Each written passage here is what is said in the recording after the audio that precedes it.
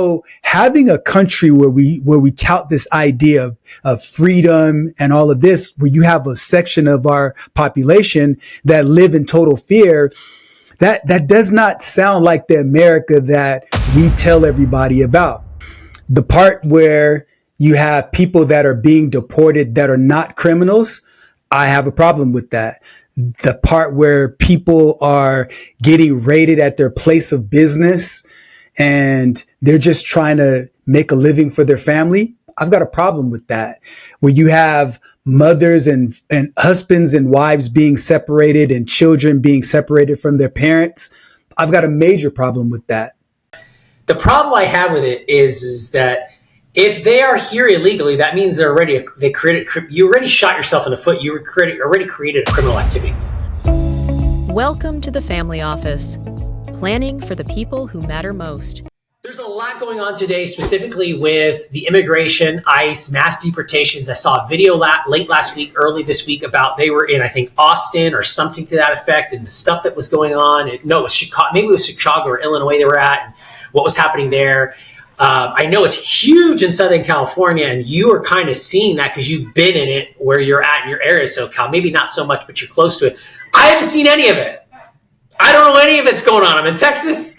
It's business as usual here, but I do see the impact of it on families, and I do see the impact on social media, and obviously that's social media, so you're getting that through that lens. But what's your perspective on that, Len? We can have a quick conversation about that as business owners, but as two people living in America today, seeing this in the mid-40s and mid-50s range. What's your thoughts or perspective on what's going on with that, how it's being done, and the ramifications of it? Yeah, it's really a mixed bag that requires a nuanced conversation, because there's both sides of the immigrant argument that a part of my perspective lies. The part where you have people that are being deported that are not criminals, I have a problem with that. The part where people are getting raided at their place of business and they're just trying to make a living for their family, I've got a problem with that. Where you have mothers and husbands and wives being separated and children being separated from their parents, I've got a major problem with that. And so here in Southern California, there is a lot of that going on. And one of the things that I wonder how our country would respond, because, like you talked about, you're in Texas, so you don't see any of the repercussions of what's taking place when you have LA become essentially a militarized zone for a few days. That created a lot of tension. And even at the schools in my area, because I'm about an hour away from Los Angeles, but there are kids in the schools around my home that are scared to come to school because they think that immigration is going to come and take them and separate them from their family. And so having a country where we tout this idea of freedom and all of this, where you have a section of our population that live in total fear, that does not sound like the America that we tell everybody about.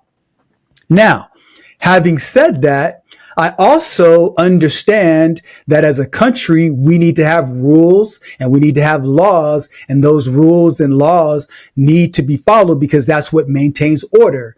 And so if a person comes and immigrates illegally and they commit a crime, I am 100% about that person being detained and deported.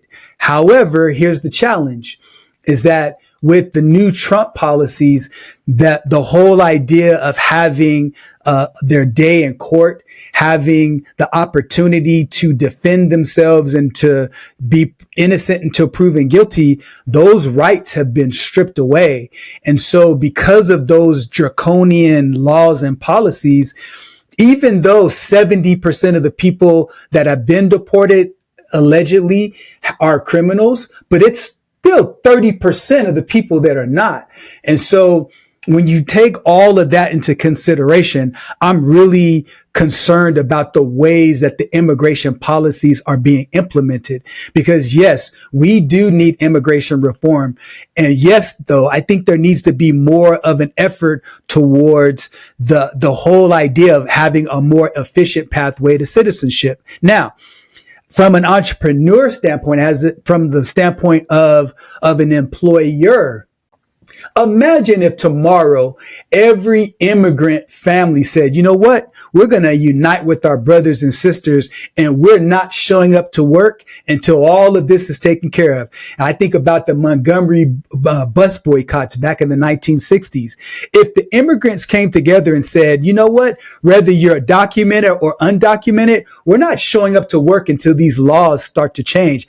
I bet you the rest of America would feel it, because the food you get, the buildings that are built around you, many of the roads that are being built have been built by immigrant labor, especially the food you buy. And so if there's one thing that will impact everybody's pocketbook, imagine immigrants' hands stop growing that food that we enjoy every day at a reduced cost. And so for those employers, I think they're concerned, because if their workers don't show up, food doesn't get distributed and we all end up hungry. This is such an interesting conversation to have. I'm torn on this simply because I have a big family. And by the way, my family is half Hispanic. So third generation. My kids are half Mexican. So I definitely see all of that going on. But at the same time, I can't help but sit in Wonderland and go, okay, they have no rights. They're not citizens of this country. And if I went to a different country, if I went to Mexico, Mexico's not going to give me the same rights that they give their citizens. I'm an American citizen. They're not going to treat me the same way. If I go to any country in the world, I will be treated less than, just simply because they're going to follow the letter of the law based on how they treat non-citizens, right? As an example, I would never want to be arrested in any country but America. I'm just sorry. I don't want to be arrested in any country but America. I'm sure you feel the same way. Okay? I never want to be arrested in any other country but America. But I would disagree with that. Just go research the number of people that are incarcerated in the United States versus other countries. But we'll table that to another day. But keep going. But I think there are more people incarcerated here because you can do more crap here. Whereas you can't do that in another country because they'll kill you. Like, here's how I leave it with immigration on this point. If you come to America, you never see, obviously you're seeing it a little differently right now, but regular police officers, you go through the airport, you go through government buildings, they don't have semi-automatic rifles on them. Any other country in the world, they do. I can go to Mexico. They got a semi-automatic rifle right here when you get off that plane, even in Cancun. Okay. Yeah, in Central and South America, yes. I've been in Africa. I've been to Ghana. I've been to Morocco. I've been to Senegal. They don't carry semi-automatics there. Next time you go, I have to come with you because I haven't been able to be cultured in that regard. Do. Yes. I've been to Dubai. I've been to Qatar. I've been to I've been to Maldives. I've been to a few of them, but I haven't ever been to the African countries. But the problem I have with it is that if they are here illegally, that means you already shot yourself in the foot. You already created a criminal activity, right? Just like you and I. Like if you and I did everything right, but we did something wrong, we still are going to be subject to that criminal activity, right? True. I mean, that's just the way it works. So the fact that you broke the fundamental policy and you became here illegally, right? That means you already committed a crime. That means you are already in trouble, right? You already have to now prove yourself that you're not a criminal because you already became a criminal. You already have a scarlet letter on yourself because you did that. Now, I understand maybe you had to come here, extenuating circumstances, all this stuff, but you see that rioting and you see that stuff happening in LA, they're not waving the American flag. They're waving different countries' flags. If you're going to come to America, then come to America and be American. Assimilate. That's the problem. The problem is that you come here and you wave a different flag, then go. If that flag is so great, why are you here waving that flag? Go wave that flag somewhere else. That's just my hard stance on it. Do I want to see families separated? Do I want to see wives and husbands separated? No, it's heartbreaking. But at the same time, I wouldn't expect you to feel bad and say, Chris, I feel so bad for me if I smoke 2 packs of cigarettes a day and now in 2 years I'm dying of lung cancer, and you're going to go tell my family it's not right. It's not right that Chris is dying. No, I would say, yeah, I smoke 2 packs a day. That's my fault. But you would not have sympathy for me. Maybe because you guys say, Chris, you smoke 2 packs of cigarettes a day. What do you expect? You're going to get lung cancer. I'm being separated from my kids now. Well, you came to the country illegally. What do you expect? You didn't think that was going to happen? Who would want to live with that over their head? Who would want to be going like this? You're just sitting waiting for that day that person's going to come. You're waiting for that day to happen. That's a lot of anxiety. I don't know how you could live with that anxiety, but I get it. Go ahead. Go ahead. As I say, conditions in other countries are atrocious compared to America. And I get why they come here. It's desperate. You're in a moment of desperate. I can't say I wouldn't do the same thing if I was in that situation, but I would want to say that I would probably figure out a way to make the best I could in my country I'm trying to escape from, but I would probably go through that process because I do, for example, my nanny's from Mexico. My nanny has her green card. It took me 4 years to get her green card for her, but I did it. I hired an attorney. I went through all the routes. I got her, I sponsored her. I did all of it. You can't, and that was holy moly was that a situation to go through. No doubt. I agree. There's got to be some immigration reform. I don't know the answer because I don't know it. But what I do know is that if you came here illegally, you already broke the law. So, and a lot of the guys, yeah. So, yeah. And I'll close up with this, and because I know you want to jump in. I know that's always a common thing. I would love to do a study. I'm going to be more prepared on it. I would love to know the exact labor of that undocumented labor there is in the country. And actually say that because nothing would give me greater joy on this topic and a lot of other topics than to finally have concrete answer to somebody say, that's a BS bullshit. The labor thing would not affect the prices of groceries and not affect the prices of food. It's BS and amen to animatronic robots that will eventually do that job. And I know I'm probably going to get in trouble from a lot of people that I just said that, but one day it's going to happen in the next 10 years. You're going to have humanoids doing that kind of labor anyways, eventually. So, and I think we talked a little about that, but I'll throw it to you, Len. I'm probably in trouble now. No, hey, listen, one of the reasons why there was not a need for slavery in the South is because of the invention of the cotton gin. And so when machines were able to replace humans, then the means of production began to shift. And so I have no doubt that the same thing will happen for the immigrant labor that exists right now. I live in California, and I used to live in what was called the breadbasket of California in Kern County. I used to live in Bakersfield. In fact, over 80% of all of the almonds in the world come from this little city called Delano. And so where the blue diamond almonds are, they come from there. When you go and you see people in the fields, in the grape fields, you see Mexican immigrants by and large. When you go in Oxnard and you see people picking strawberries, they're typically Mexican immigrants. When you go in the Southern California area and they're picking tomatoes and different agricultural foods, by and large, the people that I see there are Mexican immigrants. And so I don't have any statistical numbers in front of me. I'm just a random dude on YouTube, but my eyes have shown me historically that population is largely responsible for the food that comes into our stores that we go and put on our tables. And so I would love to see that study as well. But my point that I really want to drive home is the fact that there's so much dehumanization that has taken place with that population. Think about it. If the Mexican economy was as strong as Canada's, do you think that there would be this influx of immigration?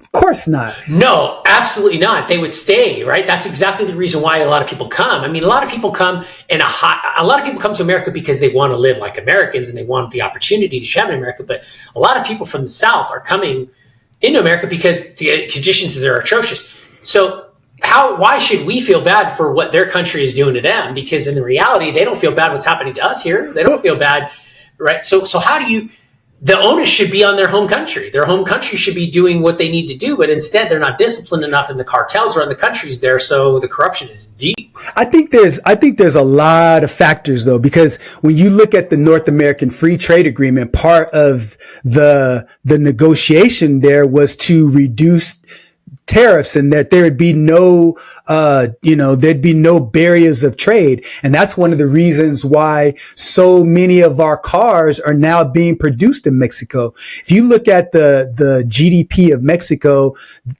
now versus what it was 30 years ago, they've made a lot of strides. However, they're still not where they are to be able to sustain the economic system in their entire country. And so when we talk about wanting to curb immigration, I think we need to look at ways to help empower their economy so there's not the same need for them to feel the need economically to immigrate here illegally. And if we had a faster pathway to citizenship, then for those that wanted to come here to the United States, then it'd be open. But let's keep it 100%, Chris. This used to be Mexico years and years ago. So I really don't want to open up that can of worms, but this land was not always the United States. And so those borders have definitely shifted over the years. And so when you had America that was able to benefit from hundreds of years of free labor, got a head start, and our economic benefits really grew extraordinarily fast. In fact, United States is the richest country in the history of the world. And so there's a lot of economic factors that tie into that. And so when we talk about the U.S. economy compared to the Mexican economy, there are different contexts there. And so we need to take that into account. And in my opinion, as I wrap up, I think if we help Mexico get a stronger economy, that's another element of immigration reform, if you ask me. Well, I mean, it sounds kind of like capitalism works, and it kind of sounds like if they have a capitalistic economy, they do. It's kind of almost like a corrupted capitalistic economy. There is a lot of corruption. There's no doubt about that for sure. So had America not been such a successful capitalistic country, then we wouldn't have the opportunity to export capitalism to Mexico. Right? Good point. So, very good point. There's a lot of context behind the capitalism and of course and the money that the United States gathered for a long period of time that Mexico did not have that benefit.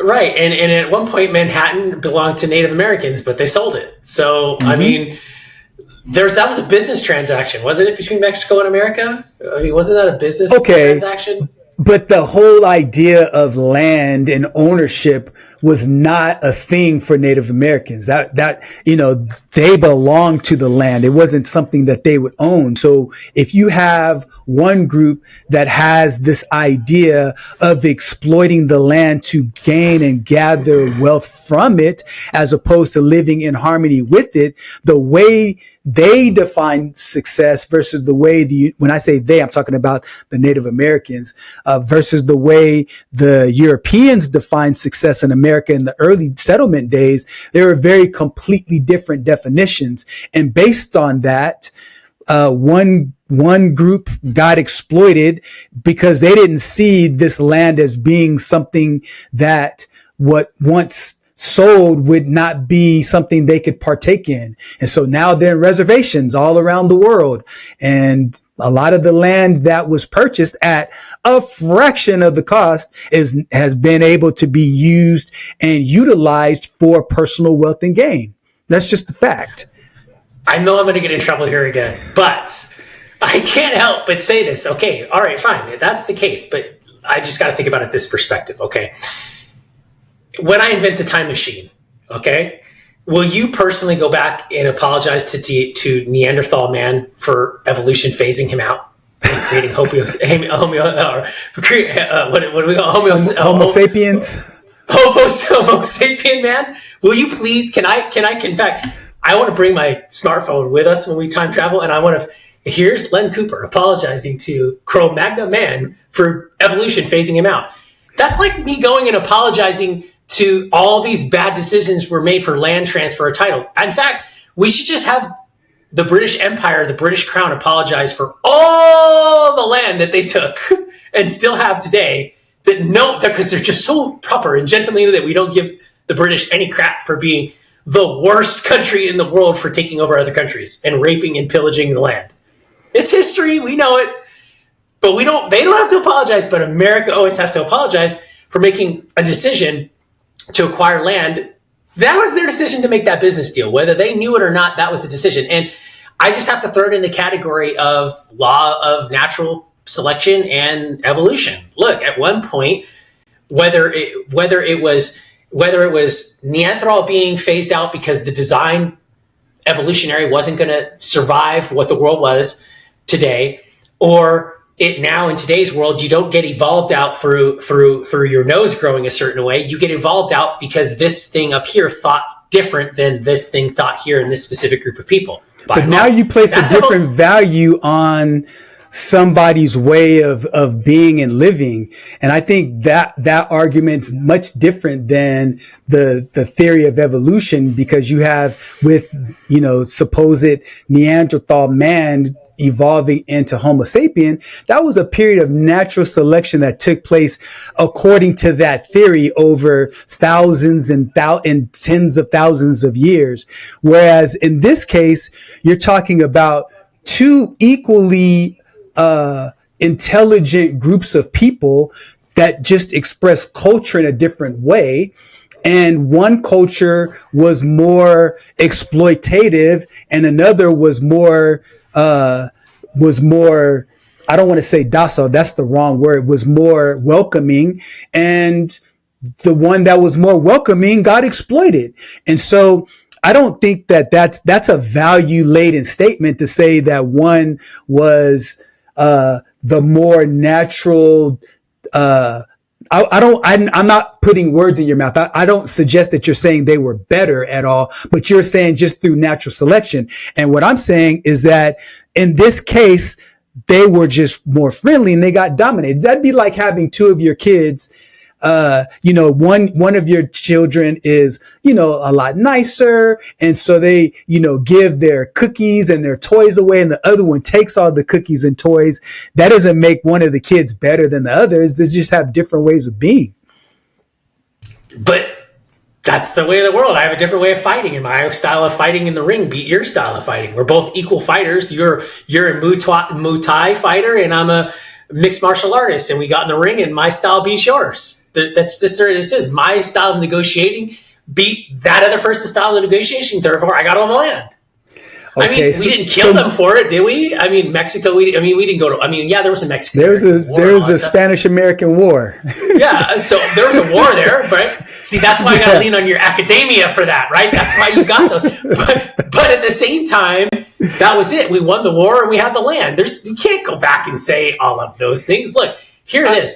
If Mexico took care of their country like a responsible country did, then there wouldn't be as much immigration. If all the other South American countries didn't have that inherited curse of corruption from Spain and Portugal, then those countries wouldn't be in mass migrating here. Look, we just happen to have one of the best places to migrate to, and we happen to just be geographically convenient. Because I'm sure those people would migrate to Western countries, other Western countries, right? Because the draw is to a Western country. You don't see people immigrating to non-Western countries. You see people always immigrating to Western countries, specifically America, because that is the Western country of Western countries. I don't care what anybody says. Everybody wants to be and live like America, by and large, for the most part, right? So I just think that if these countries did the right thing, you wouldn't have this immigration problem. I think it stems down to the fact that the country of origin is not doing their job to make it enticing for those people to stay in their country of origin. And therefore, we should be mad at them, meaning our leadership should be doing something about the leadership in those countries instead of us just saying, oh, let's be nice. And that's kind of like how I like the way Trump is doing, the tariffs and the negotiations, because we've had enough BS and enough beating around the bush, so to speak, talk that, bro, let's get to brass balls here and make a deal and let's do something here, because the way we're doing it's not going to work. And America, you want to talk about, well, Americans pay higher prices because we don't have immigrant labor. Well, if America wasn't putting seed capital all over the world for no reason, then we wouldn't have a problem employing Americans and paying them $20-30 an hour to go to pick cabbage in a field in Greenfield. Interestingly enough, like 80% of the produce in Texas comes from California. You guys don't even get to get it. But interestingly enough, it costs more for lettuce in California than it does in Texas. Go figure. Right? Okay. So I don't know. So you want to have the tariff conversation right now? Is that where you want to go, or you want to finish up the immigrant conversation? How do you want to take this? I think we're good on immigration. Okay. I think here's the key, right? I don't agree with a lot of the stuff the way it's being done, but I also say that it has to be done that way right now because we haven't done it with that type of violent insurgent yet, right? I don't think there's any other. Is it the right way to do it? No. Is it the most effective way to do it? I think it is, because sometimes you need that type of to make something happen, right? You need a disruption. Sometimes you need a disruptor to create something to eventually bring the tone down, right? Yes. Because everything else wasn't working. Okay. Fix the origin country, we won't have as much people trying to get here. We don't overstress the system. We can make meaningful reform. But until the origin country gets its act together, we're going to continue to have this flood of people trying to get here. And also people paying people to come here. We saw a lot of that. But I think we could transition to tariffs if you'd like, unless you want to have a closing point on that. I would say my closing point would be, your camera went off. Okay, there you are. My closing point on immigration would be, look, I agree with you with regard to helping a country improve their economic situation. Part of it is by reducing corruption that takes place. But part of the corruption is because the drugs that come to America get, they make their drug money because we're willful consumers. And so we're also contributing to the whole cartel corruption that's going over there indirectly. The other thing that I would say is that there needs to be a right to due process for those people that are already here. And so if a child is born in America to undocumented parents, there needs to be a specific and quick and expedited process to determine what's the best path to citizenship for those parents. And if there's any criminal background, any criminal record, then it needs to be litigated. And then if and only if there is a history of criminal behavior that is hurting this country, then that person should be deported. And then finally, what about the child though? What do we do with the child? That's the American citizen child now, because we now have an American citizen being deported. Every situation would be different. I agree with that. And I think that's where the courts in conjunction with the specific situation should come into play. For example, let's say a family has been here for 20 years and they have a family that's been here, they're documented, or they're, born here and they're U.S. citizens. Maybe the children go stay with them and then they go back and forth to visit their family in that other said country. So every situation would be an individual, a case by case scenario. And so that way you make the process humane, and the pathways to citizenship should be, look, if you do A, B, C, X, Y, Z, and you complete that in this period of time, and you are, you get your visa and you go to work and you make money and you pay taxes, and there's a paper trail of that. Then if you do that and you check all the boxes, hey, welcome. Because last time I checked, just about everybody here came through immigration. My parents and grandparents and great grandparents came here, and I'm of African ancestry. You're of European ancestry. You talked before about Italian, and what was the other one?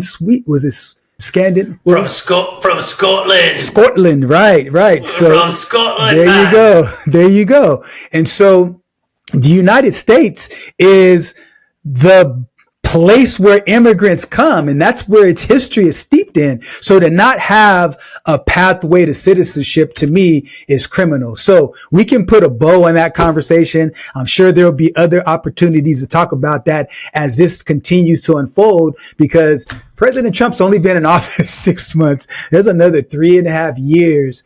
And he just in the big, beautiful bill, it says that he allowed, I think, $170 billion allotted for border enforcement. That is a lot of money. So this story is definitely not going away. It's really only a fraction of what Biden administration sent to a bunch of other stuff.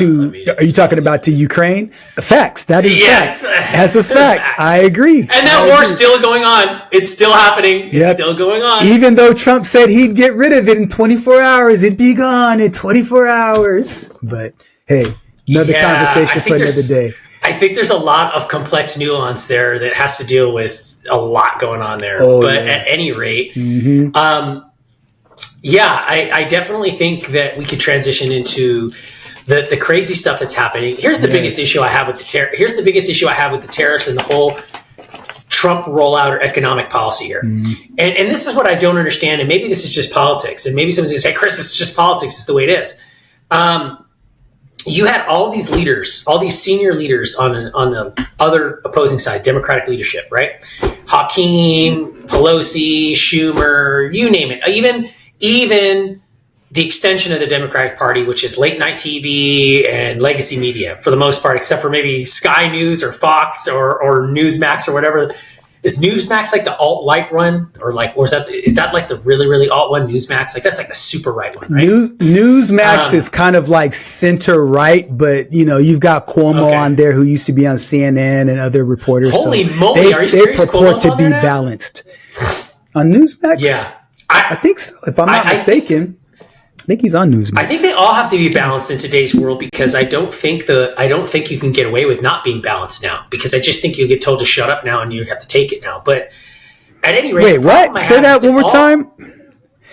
What I'm saying is I don't think you can. You're not saying that these news outlets are balanced. You're not saying that, right? That's not. I think they're a lot more. No, I think they're a lot more balanced than they used to be. What I'm saying is they're not as crazy as they used to be. Like you. Yeah, it was way crazy before Trump was in office. I mean, now it's a little bit more balanced, I think, because look, he's winning all the lawsuits against legacy media. They're paying him millions of dollars. So he's getting all the money back to pay the chief. Cuomo's on News Nation, not Newsmax. News Nation. He's News Nation, you know what Trump's going to do? So I stand corrected. So, yeah. I have a theory, Len. I know why Trump's getting all that money from all the lawsuits from like 60 Minutes, and he's using all that money to pay the E. Jean Carroll lawsuit that he lost, the $80 million. He's going to take that. He's going to take that money and he's going to pay them, and he's going to go, "Hey, here you go." I don't know. That's what I would do. That's what I would do. I would make those guys pay for it. Man, he even sued his guy Rupert Murdoch. Man, that's just interesting. Hey, man, all is fair in love and war in that world. Let's talk about tariffs. Here's the issue I have. Okay, facts. That's the truth. All of those guys. Okay. Here's the facts. If you go back and you look at all those people that I just mentioned, our political leaders that were opposite of him, they all came out and vehemently didn't just oppose, but they said, this is horrible. It's going to create a recession. The country's going to get destroyed. This is the worst thing in the world. Blah, blah, blah, blah, blah, blah, blah, blah. We know the shenanigans. We saw it for the whole years he was president and the whole years after he wasn't president until he was president again. And we're still going to see it. Whatever. Okay? And to be clear, you're talking about the implementation of his tariff policy would have a negative effect. That's what you're talking about? Okay. I just want to be specifically clear. That. Yeah, specifically tariff policies. And then we get over to it here now since it's happened, and things look great. Obviously GDP is up 3% simply because we're getting some more tariff revenue in probably. We're getting some new stuff in here. The GDP might be up. I'm interested to know what the GDP looks like Q4. I want to see what that looks like. But so far it looks good, right? I don't think there's going to be any rate cuts. But at the same time, there was all this doom and gloom. Where is it? We're going to be at war and this and that, and the market's going to crash. And the market rebounded again. Things look good. We just had a jobs report that came out that was not stellar. He fired the lady that did the numbers. But most part, you can't sit here and tell me that you don't feel more optimistic and you don't feel like at the end of the day, these deals are coming in rapid fire now, and countries are paying America more now, and we're able to do business in more countries now. I like it. I'm happy about it. I feel comfortable about it because up until that point, I'm sick and tired of us having to take it in the you-know-what everywhere for everyone else, and no one else ever has to do anything. And then you and I have to sit here and go, well, prices are expensive and all things expensive. Well, I don't think that it has to be that way if things aren't made in America. We can make stuff in America again. We can do all that stuff. I'm not saying that we have to transition back to a manufacturing economy, but the reality is this: China's so powerful, it's the number one manufacturer. Well, then bring the manufacturing back. Then people will do it with advanced technologies. If we allowed a rebirth and a revival in America of America technology, took all the tape down in America, cut the red tape, brought it all down, and let the ferocity of American capital and ingenuity go at work, you would come see a complete paradigm shift with all the new technology and the resources happening today. And I think that the tariffs and that economic policy is step one to do that. Okay. I will tell you and look you in your eye and tell you that U.S. tariff policy is not in the best interest of Americans, Chris. And let me explain why. If you break down the tariff, you're looking at primarily goods and services that are manufactured. And so one of the primary arguments that Trump used is that we're at a trade deficit. And so I have a relative that works in one of the ports. And one of the things that he tells me is when you see ships coming in from other countries, they're very full of cargo containers. And the United States, they ship out ships. Those cargo containers are very, very small, relatively speaking. Now think about it. A country exports goods, and the United States imports the goods. And then when the good is imported, then it goes to a retailer. And then, it goes to a wholesaler. And then that good goes to a reseller. And then it comes to us. So math will tell you that if the cost to bring something into the United States goes up, that cost is going to ultimately be passed down to the consumer. I went to the dollar store in preparation for our conversation today, and I want to show you something. So remember, why was it called the dollar store? Because everything in there cost what? $1. $1. Right? But, to be fair, before you go there, it hasn't been the dollar store since 2019. Okay, my point exactly. You're falling right for it. So right here, it's $1.25, right? But guess what happened?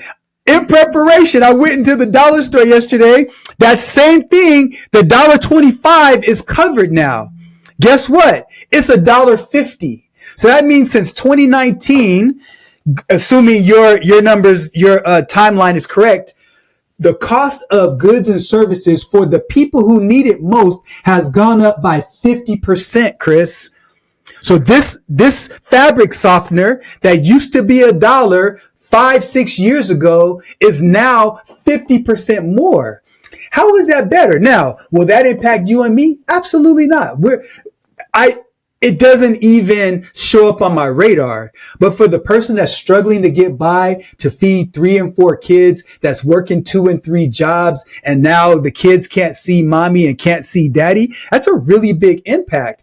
And so the thing that's not being taken into consideration is that the United States has shifted from a manufacturing society, because remember, we used to be agrarian. Then you had the Industrial Revolution. Then we turned to a manufacturing economy. But now we're a service economy. And if you think about services, think about when's the last time you watched a movie from any other country? People consume our movies. When you look at all of the Marvel movies, you'll see the domestic sales and then you'll see international sales. Oftentimes the international sales 2-3x the domestic sales.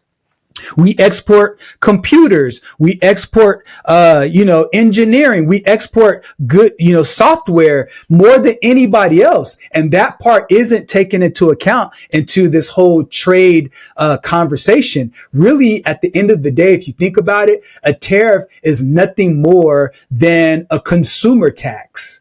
That's really what it comes down to. So even though more revenue comes into the United States by way of a tariff that's being imposed on other countries, the everyday consumer doesn't see those benefits. They're the ones that are paying, because think about it, if you own a restaurant and before you were paying X number of dollars for beef and all of your foods, and now you're paying X plus 30%, what's going to happen to the cost of the items on your menu?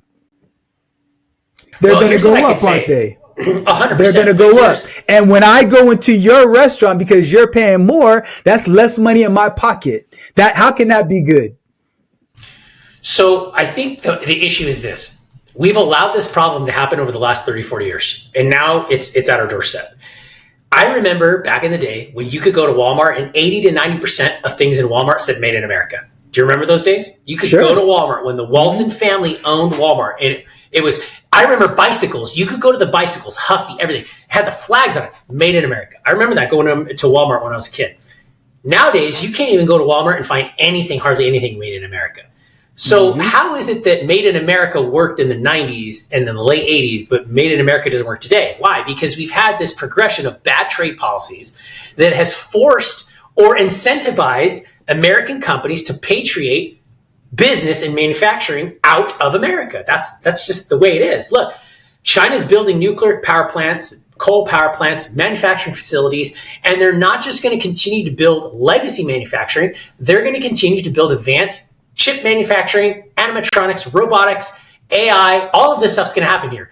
If we don't fix this right now and force American companies to repatriate development, R&D, and manufacturing in America, then the family that's struggling today because tariffs are high, they don't got to worry about today. They got to be worried about some type of indentured life coming in the next generation, because it's going to get really ugly.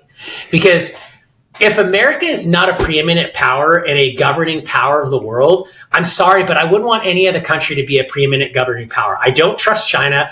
Would you want the UK to be your preeminent power in the world? Would you want China? Would you want Russia? Would you want India? Would you want any of these emerging countries that could potentially be in leadership positions? Hell no.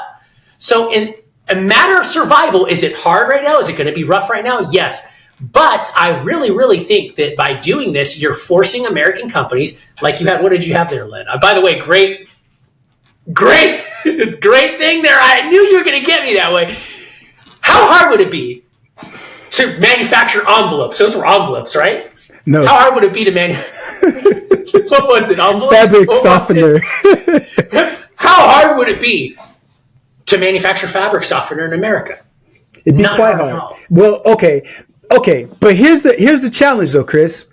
When your argument is the same argument that people had when we transitioned every single time the economy shifted.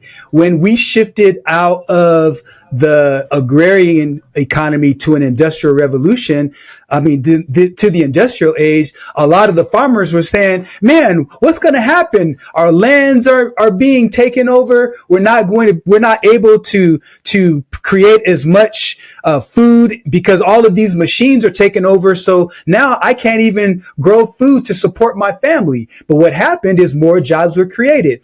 And in a previous conversation, this is the same argument you used, which is innovation creates new opportunities. Think about it. When the car was created, by Henry Ford. A lot of the people were saying, oh my gosh, we don't want a new car. We want a better horse. If you can help us with that, that would be awesome. And so people were saying, oh my gosh, these cars are going to come and they're going to rip the heart out of our economy. And now when we went from a manufacturing, you talked about 30, 40, 50 years ago. Well, you had places like Detroit, Michigan, that was there, for Ford and Chrysler. Well, that ship has sailed. And because of the cost of labor being shipped to other places, if you're by using capitalism, by using a capitalistic perspective, you understand that if you can create a product for a cheaper price, you're going to increase your profits. So therefore, if you have two workers, one worker is here in America and another worker is in China for a fraction of the cost because it increases your bottom line, you're going to ship your labor out to Canada. That's the capitalistic way. You cannot have it both ways. The overwhelming majority of your cost for your means of production in a capitalistic system is labor cost. So if labor can be shipped out for a cheaper amount, you're going to do that. And that's exactly what happens. And because of that, Americans lost manufacturing jobs. So as I wrap up, here's the thing. We are in an information and a technological age. There is going to be a fundamental shift. Manufacturing is never coming back to the United States the way that it was. It doesn't make any sense. That ship has sailed, Chris. And so there's not going to be the good old days of American manufacturing.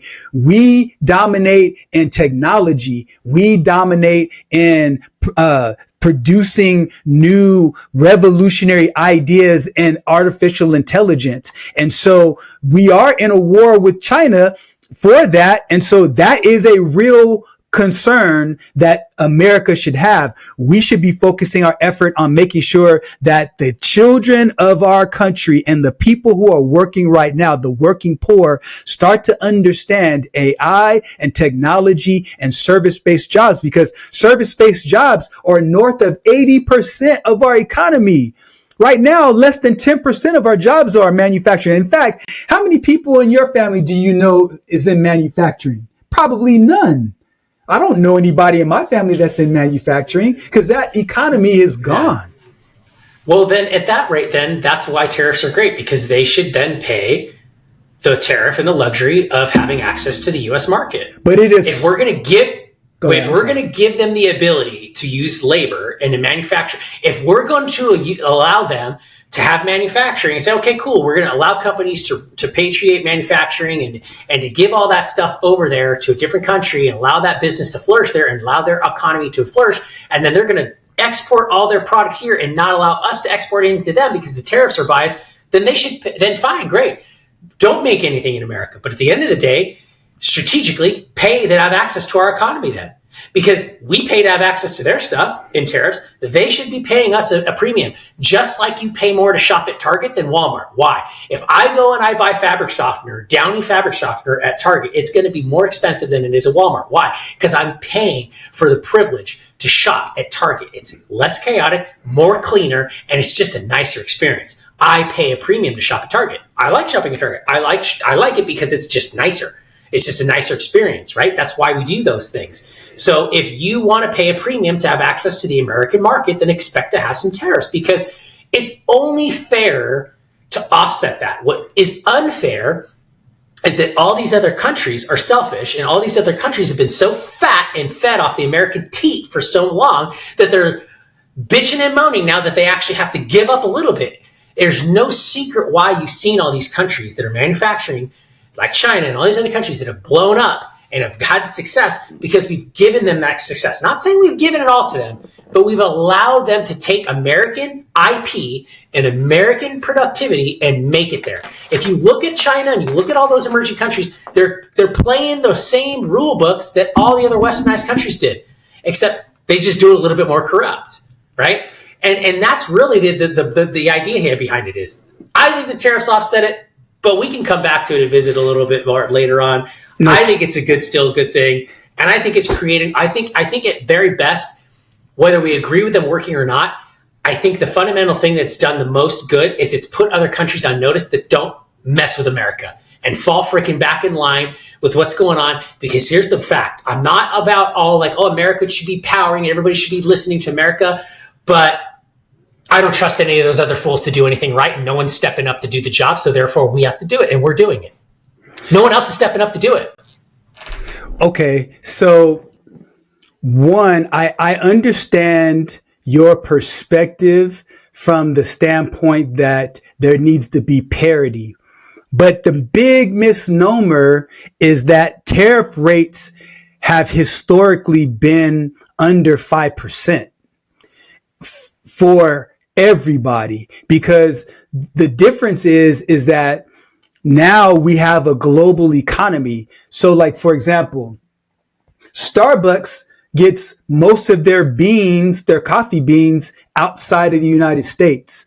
Without other countries sending those coffee beans to the US, Starbucks is not what it is, because, you know, the way in which the topography is versus the weather and all of those things, there are different goods and services that they need from us. So like, we export a lot of oil now because we were able to refine and find lots more oil.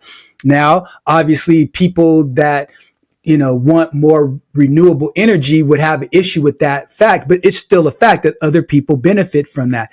And as a global economy, having low tariffs is good for everybody. But when the United States uses their positional dominance globally to impose their will on other people, which in fact is having a bigger effect on our allies, then that makes people have a bad taste in their mouth about how the United States is doing their foreign policy. And so this conversation started with Trump. Trump ran on his presidency about being America first. But when you crap on your allies, because tariff is a foreign policy, and it's close. Yeah, but they were crapping on us before. They weren't paying what they needed to pay. NATO spending was down. These guys finally agreed to a 2% increase, though. Now, the difference is in NATO. Yes, I agree with you that with NATO, there was definitely an imbalance, because when you're talking about the cost of arms, the United States would fund a lot of different militaries all around the world, because we build the best and the most advanced aircraft. And that goes back to, we have a surplus in that area. So Boeing and used to be McDonnell Douglas and all of those companies, they benefited greatly by that. So yes, I agree with you with NATO, but as it relates to tariffs, tariff rates traditionally have been under 5%. Now, some countries more and some countries less.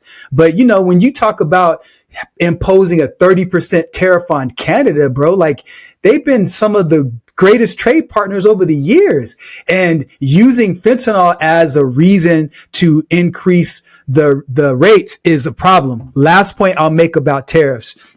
Just go study the historical numbers on what the tariffs have actually been versus the rhetoric that you hear on mainstream media. I think you have a different perspective. And the other last point is that the whole idea is that tariffs should be made by the rule of law. There should be a systematic approach, not personal vendettas that the commander in chief has against other people. He just imposed a 50% tariff on Brazil because the president doesn't like the way the old president was treated by the new president. There's no rule of law there.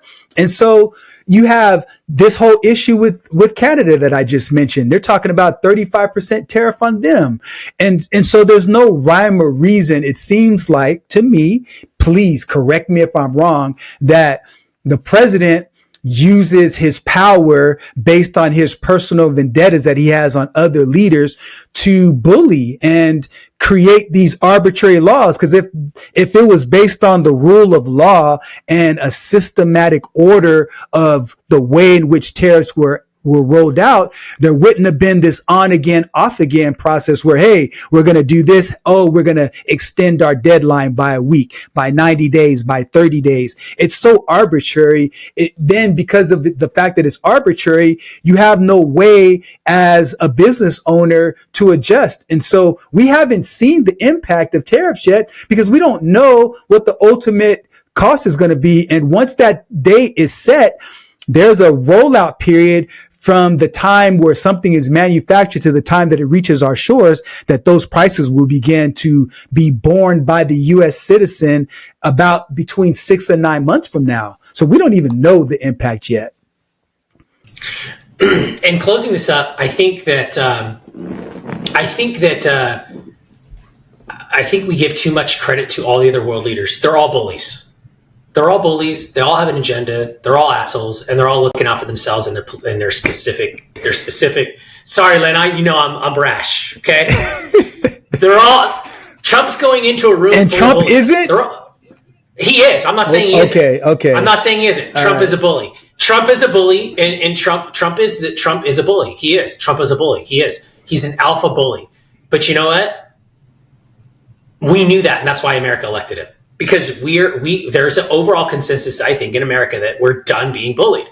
So if nothing else, I think the tariffs are strategic in that I think he has to respond a lot of ways with the erraticness based on how the other leader responds. I mean, I don't think it's entirely him being a lunatic. Yes, I think he's a little off to the side on a lot of different things, but most leaders in that type of category are. If we go back and we study a lot of leaders like him that make a lot of big changes in the world. I mean, you look at Napoleon Bonaparte, you look at other good leaders, Napoleon Bonaparte he was a great leader. Ultimately, he failed in what he was doing. Effective, but he was a tyrant. He was effective. He was a tyrant. But you look at even Churchill, even Roosevelt, all of these guys, they were very, even Obama. Obama asserted his presidential power in a lot of ways to bomb a lot of countries.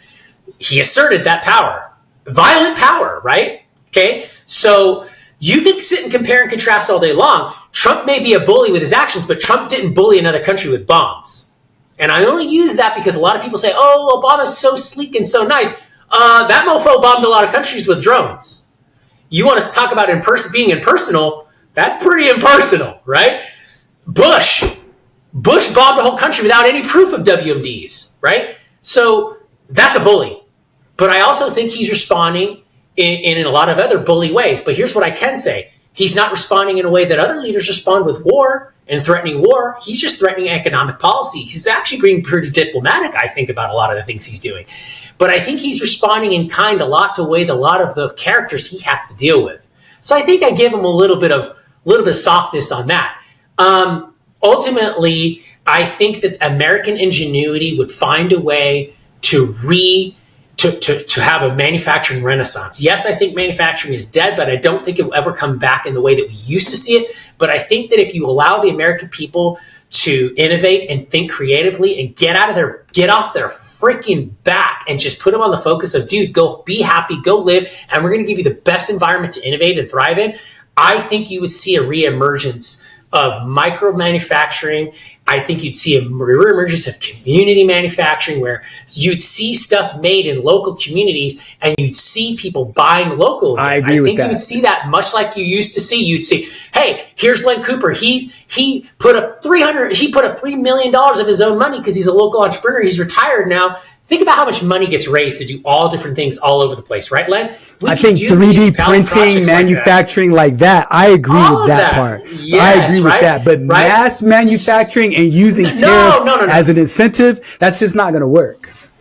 I don't think the tariffs are used to weigh that way. I think tariffs are ultimately used at a higher level to negotiate with countries on the bigger picture stuff. And I think we just see the tariff stuff. You get what I'm saying? I think that's a way for us to open the door and negotiate for the rest of the countries to say, look, America's not being bullied anymore. You guys have taken advantage of us for a very long time. We've been the peacekeeper. We've been the police.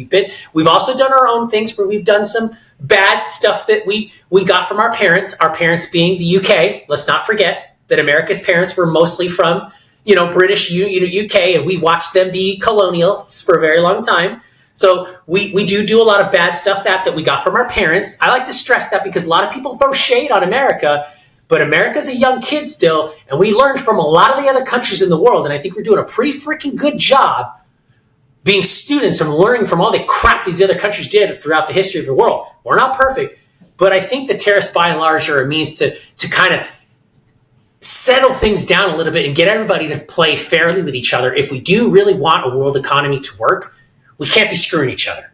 And I think before tariffs came in, we were all screwing each other. There's no doubt about that. Everyone was screwing each other. I want to find a list and post it here in the editing Let's process. do that. That shows Let's do that. Country by country, what other countries charged U.S. goods coming into their ports. Because again, United States is not a big manufacturing economy. We make our money through service. So I'd be very interested to see that. Tell me. I do know this, Len, because lead to this point before I forget. It is still illegal to buy American beef in Australia. Okay. That's absurd. It's because Australia doesn't allow American beef to be imported to Australia. That's absurd. And now how can you compete in that market there? Well, okay. I buy Australian beef. Europe does that too, but America does the same thing. And so you have to understand that Australia is a country and a continent, and if they don't impose that type of tariff on their own goods and services, that's going to have a major impact on their local economy. And so their farmers and all of those folks would fall by the wayside, because Europe does the same thing on certain poultries and certain meats. And so, yeah, let's make sure we do some research and we put up a chart that shows that. Very intellectually into that, Len, because I think we could do a lot. I think we could do a lot with that. But I think this was a very productive conversation today. I think it was. I think we got a lot covered. I think that we have a lot of questions that are still unanswered. And I think we could go further with a few different things. But to see, again, navigating through what's right and wrong and effective, that's always going to be the hardest nuance to understand, especially when you don't have the perspective that you have. But outside of that, Len, if you want to lead us out for today, I could do us the honors. Well, listen, unless you have anything else we want to talk about. No, I hope that all of you that were watching got value from this, and we're going to continue to get better every single week. We're going to continue to come with more information and more perspective. And so our outcome is to make sure that as you're watching this, that you learn about financial matters, that you learn about healthcare matters, that you learn about health matters, and you get a little smarter from learning about two different opposing viewpoints as it relates to current events. And so with that being said, make sure you make sure you comment, make sure you subscribe, and we'll continue to give information and continue to grow. So with that being said, take care, everybody. Until next time. See ya. All right. Bye-bye. Conversation has given you clarity on your next steps. Please share this episode with someone who's walking the same path. Don't forget to like and subscribe so you won't miss future episodes. And remember, planning ahead isn't just prudent, it's an act of care. Thanks for joining us, and we'll see you next time on The Family Office.